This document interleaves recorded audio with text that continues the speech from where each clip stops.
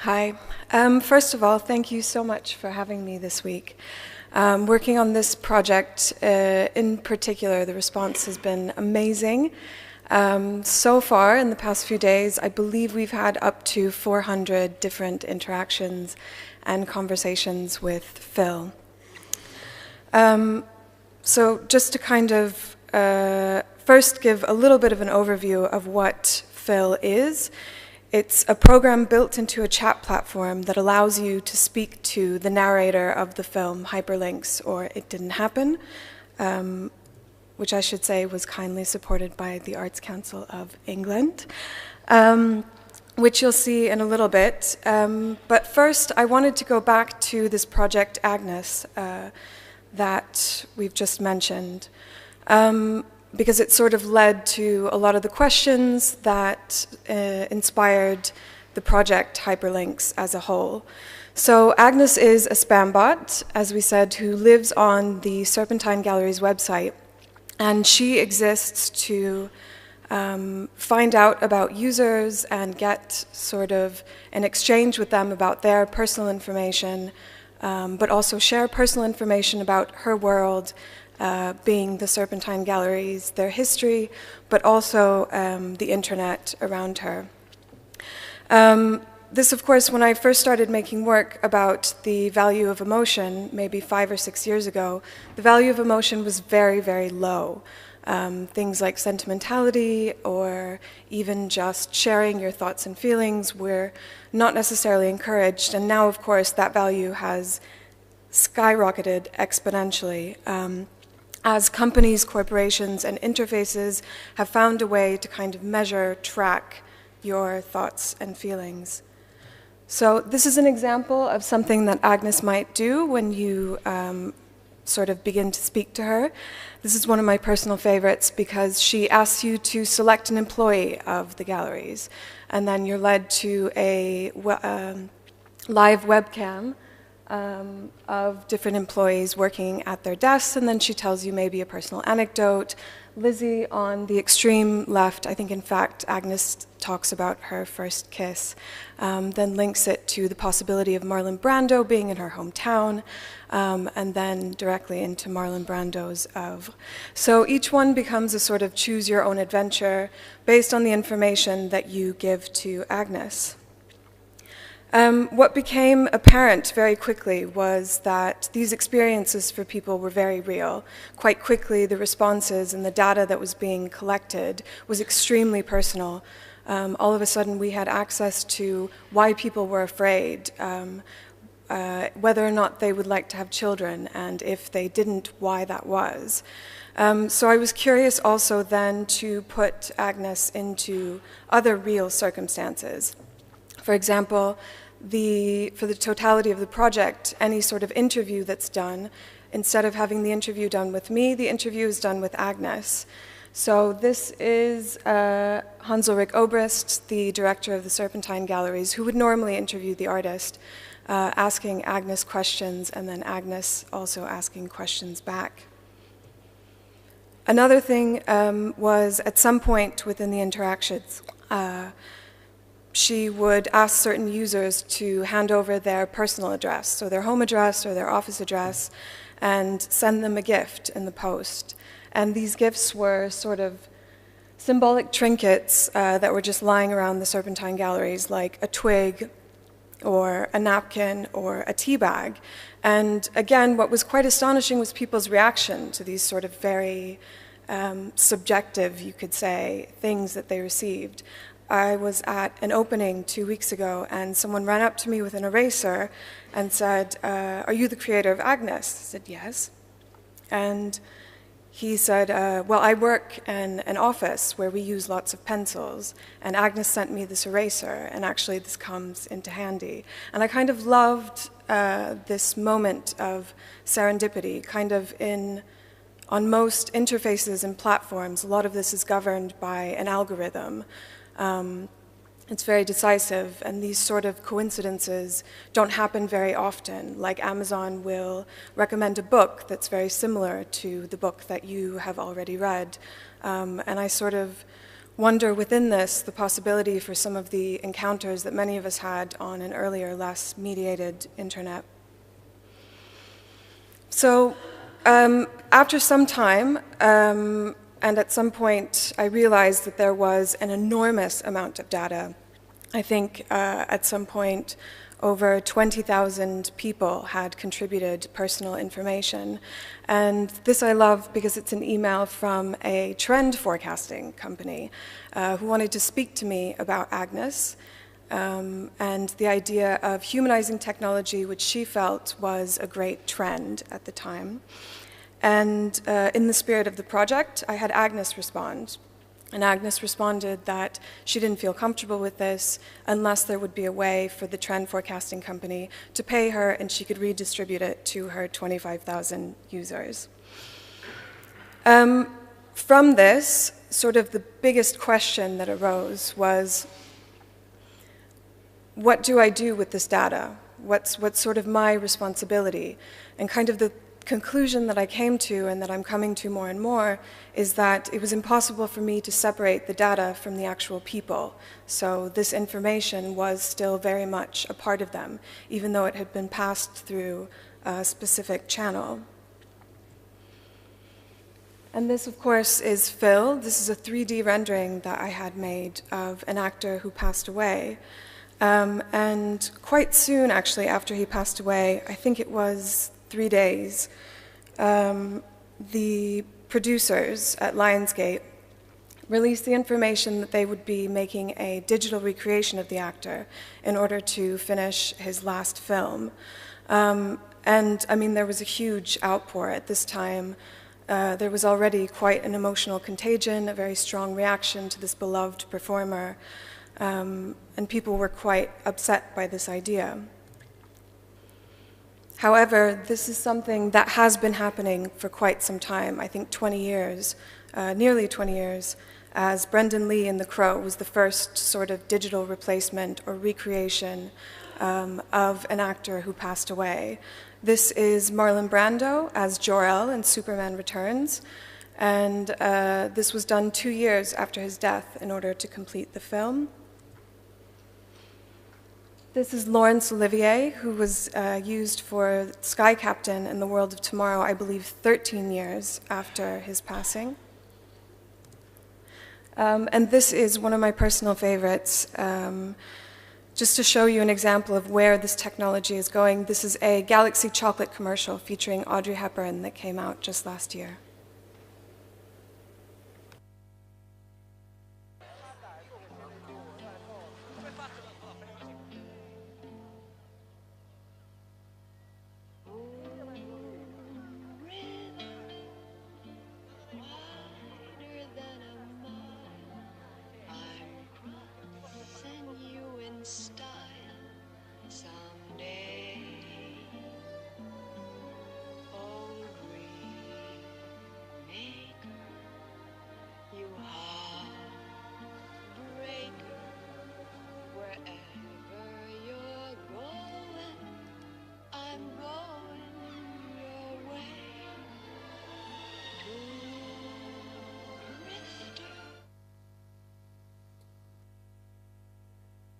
So for me, this is kind of a seminal moment in the history of digital recreation because it no longer becomes uncanny. This has sort of surpassed that, and this figure of Audrey Hepburn is something entirely different. Another amazing example of this is Tupac Shakur. He was, as they call, digitally resurrected for a performance at Coachella with Dr. Dre. Another thing I found quite telling is that at some point in an interview with Dr. Dre, he became very upset because people were sort of fixated on the technology behind the hologram and the recreation, and he sort of got really angry and said that he was taking Tupac back, that there would no longer be any performances of this Tupac. And this I found really troubling also because Tupac no longer belongs to Tupac. Tupac belongs to Dr. Dre and his record company. Several months after this, I think even as late as this September or October, the director released a statement saying that they would not be using CGI to replace the actor. And this I found somehow even more moving, because they must have tried to make this happen and it didn't work, or it was too upsetting or something. And I began to think about this digital copy or this rendering that had been made of this actor just sitting on a drive, and sort of all of these questions that were coming up for myself and a great number of people. And most especially, since this information and this great amount of personal data is intrinsically linked to the people who have generated it, one thing that isn't in the terms of conditions of a lot of things is how long they will have it. And this question of forever and immortality doesn't just become about a digital resurrection, but becomes also about the information that we are sharing ourselves. This is one of many websites that promises to manage your data after you've passed. Lots of services that can continue to tweet, send messages to your loved ones, or just sort of preserve or maintain your digital identity. Which is interesting also that they speak of your digital identity as something separate from you. There's a great study called The Future of Looking Back by Microsoft that was done in 2011. And there's a particular passage in which they discuss the issue of a hard drive and how very quickly we will have a generation of people who have grandmothers and grandfathers that have hard drives that contain their entire lives, so to speak, and these objects that have been made to be seen as very disposable and replaceable. So how, as a corporation, can you make the outside reflect the inside, which I think is quite slippery. And I don't know how I'm doing on time, but one thing to know about Hyperlinks or It Didn't Happen is that it's not just about Phil. He serves as a narrator who introduces you to an entire cast of sort of immaterial beings that are very much related to information and data that is being exchanged and passed around in this very moment. This is the Invisible Woman, who takes her name from Ralph Ellison's narrator, The Invisible Man, in the book, The Invisible Man, who states that he's invisible not because of any physical condition, but because people don't see him. Of course, the novel is about the Industrial Revolution and the idea of the role of African Americans within that. Several times in the book, it's mentioned the many people who work inside the factory who make the machine run, the many invisible men. And this invisible woman, for me, there's a great connection to, obviously, the invisibility of women within a lot of technological developments. And also historically, this is a great article that just came out recently called The Ladies Vanish, that sort of reveals that they suspect that 70% of Mechanical Turk workers, so Mechanical Turks being part of Amazon, they are sort of billed as these algorithmic structures that can perform simple tasks at very low prices, but they're actual people performing these tasks and making and solving a lot of glitches in many major softwares, so that 70% are women. And then here is an activist who is actually a Mechanical Turker, who says that she is a middle-aged woman, a mother, a university student, and all of these things. The film also will mention sort of an historical invisibility of women. I mean, this is just starting to emerge, that the majority of programmers in the 40s and 50s, so the development of early digital computers like the ENIAC or Colossus, were actually women. In fact, the term a computer bug comes from the programmer Grace Hopper, because an actual fly flew into one of the servers and she said, "Oh, we have a bug." Of course, there are many visible women on the internet. This is another character, Yoane Haku, who is an anime holographic pop star, who is in real life a part of the series of 3D models called Vocaloid, which also use a voice synthesizer made by the Yamaha Corporation in order to create songs. And this I find interesting because users can actually download the model. and make modifications to the models. So Ioana Haku, or her more famous friend Hatsune Miku, who's actually on tour with Lady Gaga right now as a holographic performer. You can change her nose, you can change her hair, you can put different outfits on her. And within this community, it's always very important to cite the person that has created the nose or where you got the hair, etc. And this is actually a situation where this is even further leaked into the real world, as opposed to, or I should say, the physical realm rather than just a digital one. This is the band AKB48, or members of it. Originally it had 48 members so that the band could perform simultaneously in different areas. Until one day it was revealed that one of their most popular members, and considered to be one of the most beautiful, was actually a digital creation made from different parts of the human performers. So here you see where her nose came from and where her mouth came from. And she's still very successful. At some point, the audience didn't seem to care whether she was human or digital. This is the render ghost, which has been a term that's become quite popular. Render ghosts are just an image of a person that's photoshopped into an architectural rendering. And one thing that I find really interesting is that a single render ghost, so an image of a single real person, can be transferred from one space to the other in order to give that space different properties, like people will have a really nice time in this cafeteria, or people are very serious at this university that will be built.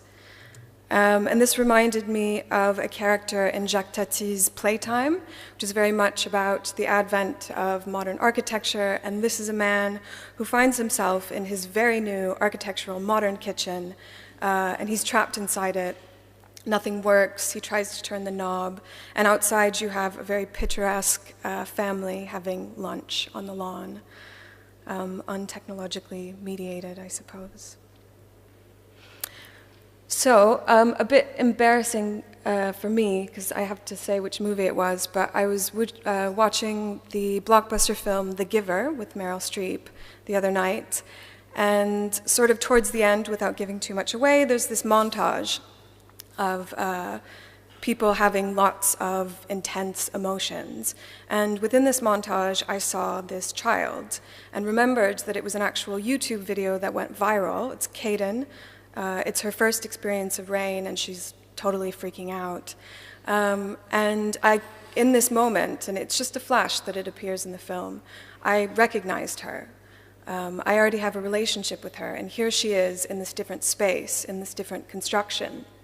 And yet, sort of that material, that emotion, definitely was still just as relevant in this other space. And that sort of transfer and exchange, which was something that was very present in Agnes, definitely remained so in something like this. The top part is a quote from the Chinese Jade Rabbit moon rover, and the second is from the Philae comet lander when its batteries failed. And this, of course, is quite common, the personification or sort of the sentimentalizing technological devices or machines, making them seem like these magical things. I think this has been very useful also for Apple, especially in the beginning. They had this almost quasi sort of program, or quasi-religious sort of program or agenda, as though it's always been in your life. And I think for me, developing this film and introducing these immaterials, which then introduce you to so much more. I mean, the prefix hyper is more, to go beyond, to continue to that extreme. And I've mentioned it before, is to reinforce this idea that we are beyond the uncanny at this point. These immaterials are something completely different. So in that spirit of this sort of language that's being used, and also the power that I realized with Agnes of giving over the project to an audience and allowing them to really make it theirs, talk to Phil, which I really encourage you. I hope that you'll have a moment to visit. I had a really nice time with him yesterday. It's just an opportunity to have an experience with something that explicitly declares its independence from the original or any object, all the while questioning that independence and its own purpose. That is ungoverned by an ulterior motive or a structured algorithm. It's rather just an unfurling and somewhat uncontrollable entity made entirely of thoughts and feelings from the interactions that it has.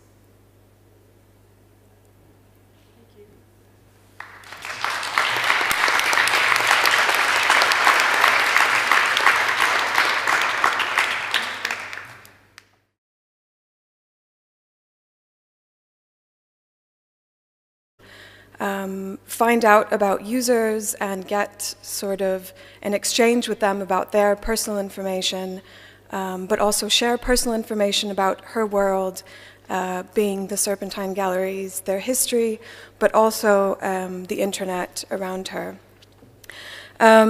This, of course, when I first started making work about the value of emotion, maybe 5 or 6 years.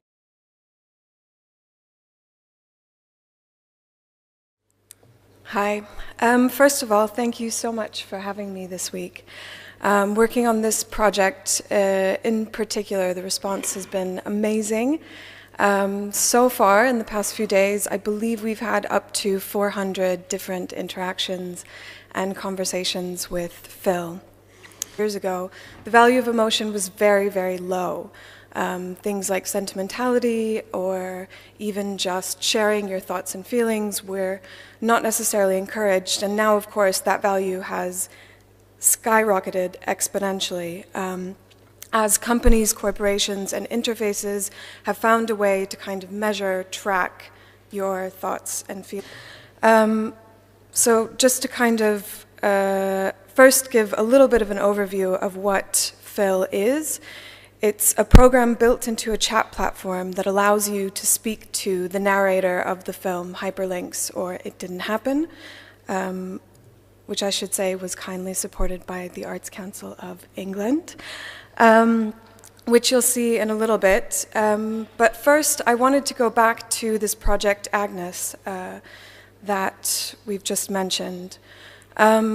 Because it sort of led to a lot of the questions that inspired the project Hyperlinks as a whole.